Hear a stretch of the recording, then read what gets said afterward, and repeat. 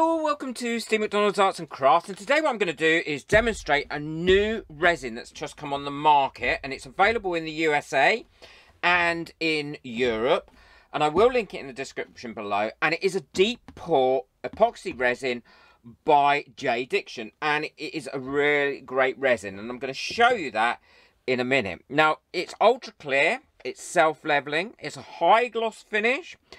It's great for river tables, live edge wood. It's a deep art casting, moulding, etc. resin. And it's got zero VOCs and low odour. But that doesn't mean you shouldn't wear PPE with it, because you should. Now, I'm going to cast it in this large pyramid mould with nothing in it. I'm just going to make a clear pyramid so you can see how beautiful it is. And it says you can cast up to 4 inches of depth with it. Now, this is more than 4 inches, definitely. I'm going to push the boundaries of this.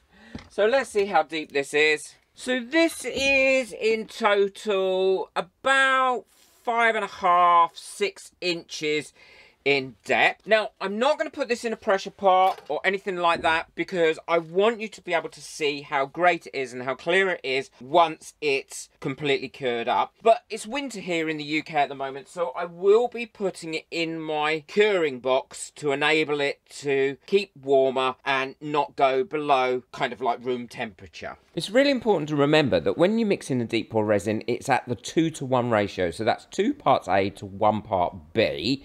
And I like to, as I'm using a lot here, mix it into 2 containers. I just find it easier to handle and to mix. So I've got my part B measured out. I've got a little line on my mug, so I know how much of the part A to put in there.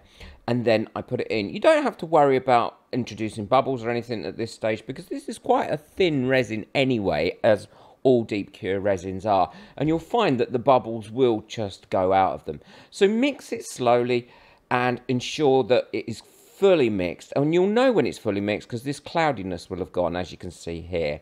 Now, I've poured a little bit into this mould to start with, because whenever you pour into this pyramid mould, you always get a trapped bubble at the bottom, and you can't do any jiggly wiggly with it. So I use a little post, and as you can see, the bubbles popped up now. And that way you can ensure that you get a really nice sharp point on it. And then I pour the rest of the resin down the side. I just would like to say a quick thank you to all my members for your support and your wonderful comments. If you'd like to become a member, the link for that is in the description below, and you too can benefit from all the additional support, including contact with me as well. So filling this up nearly to the top, not right to the top, but we will measure it again once it's cured so that we know how much is in there, and then just pop in any surface bubbles that have come up. That's just a habit, I think, because you don't really need to do that. And now I'm popping it into my warm box. I just, again, like to say thank you for everyone that got me a coffee. Your names are coming up on my coffee board now. It's really appreciated. And if you'd like to buy me a coffee to say thank you for any of my videos, the link for that is in the description below. So this box is just a lined polystyrene box that I use to keep things warm, because it's really cold outside at the moment in the UK. I pop the lid on and then pop it away for about 48 hours to let it cure up. This is all cured up now, and it took about 48 hours to cure up. Now, the other thing I meant to say when I was suggesting about putting things into one of those boxes that I use to prevent things cooling down really quickly is never put a heat mat in there with it, because what you'll find is it will overheat really quickly, because it's so well insulated with the polystyrene around the sides that it will and the heat generated from the resin stays in there. It'll overheat your resin really quickly. Demolded, this is really just a piece of cake. It is such a great mold, and it's so easy to use.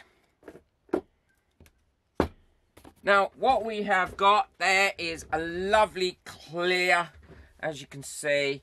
Now, that looks like it's been done in 2 pours, but you saw that it wasn't. And that is because on my mould, there is an edge there where I did make several smaller moulds using this first, and it kind of does leave a little indent there, but it isn't. I promise you, I did do it in 1 pour. Look how lovely and bubble-free and clear that is. I mean, it's like it's like glass. It's lovely. Great point as well. Lovely and cured.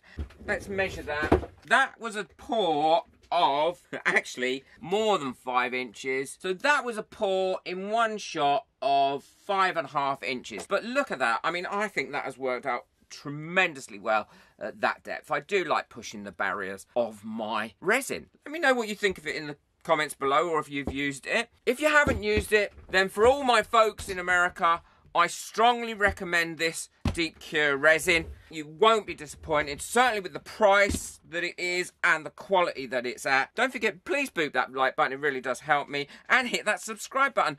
Links for everything are in the description below, along with the links to buy me a coffee if you'd like to buy me a coffee. Take care, enjoy your resin, bye.